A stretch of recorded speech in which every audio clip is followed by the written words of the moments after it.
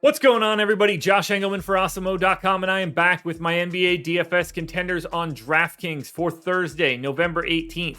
Now be sure to hit that like button, subscribe to the channel, and hit the notification bell so you know when everything goes live. Follow me on Twitter at Josh Engleman, only place you get updates to my sims as we get closer to lock. Let me know in the comments section who is your favorite and least favorite of my contenders for today's slate. And finally, shout out to No House Advantage for being the presenting sponsor of this video. Use the promo code Awesemo when signing up to get a $25 bonus on your first deposit. Now we're rounding out the bottom of my top 10 with Dean Wade, Jared Vanderbilt, Jared Allen if he plays, Keldon Johnson, and Darius Garland on the outside looking in. Who will be my favorites? My top 5 plays for today? It's time to find out. First up at number 5, we've got Patrick Beverley. He's point guard eligible, 4,200, projected for 26, goals 33, optimal lineup 21% of the time. Beverley's playing big minutes right now. I've got him in for 30, but I think there's room for a little bit more. 0.88 fantasy points per minute in this spot. Pace up. They gain 2.8 possessions over their average, so seems pretty good to me. Now, you don't get a lot out of Beverley, but he does a little bit of everything.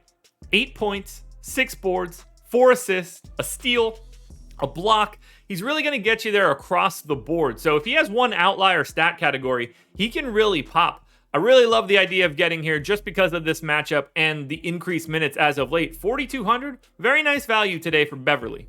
At number 4, we have enough value to pay all the way up for Nikola Jokic. He is center eligible and 12K, projected for 63, goal 66, optimal lineup 21% of the time.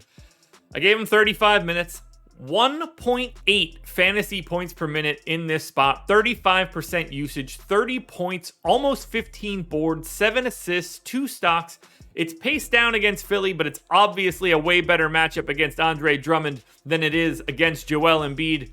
I know the price tag is going to cause some problems, but if Nikola Jokic goes for 65 or 70, you're probably going to need him on this 6-game slate.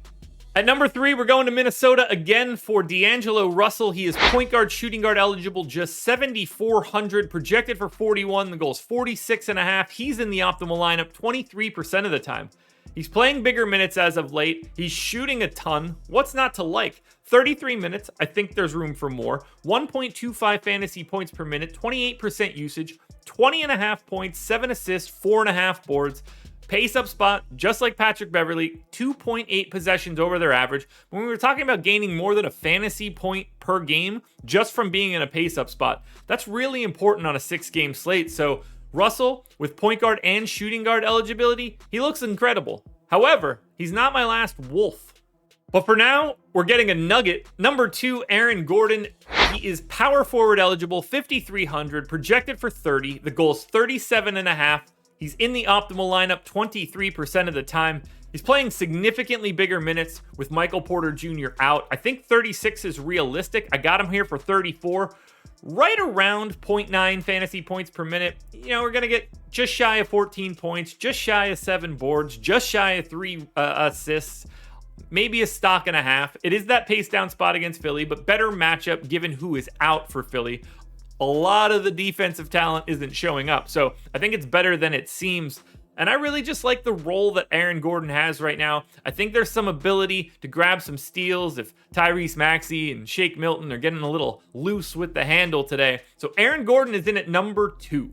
Now, before we get to that number 1 contender, one last reminder to please hit that like button, subscribe to the channel, hit the notification bell so you know when anything goes live. Follow me on Twitter at Josh Engleman. One big word, I guess. Let me know in the comment section who your favorite and least favorite contenders are. And once again, shout out to No House Advantage for being the presenting sponsor of this video.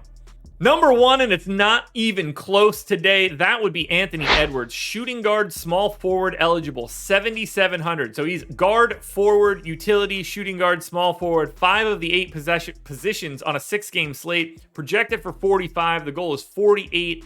Optimal lineup, 38% of the time. He's playing massive minutes. I actually have him in for 37. If he played 38 or 39, I wouldn't be shocked.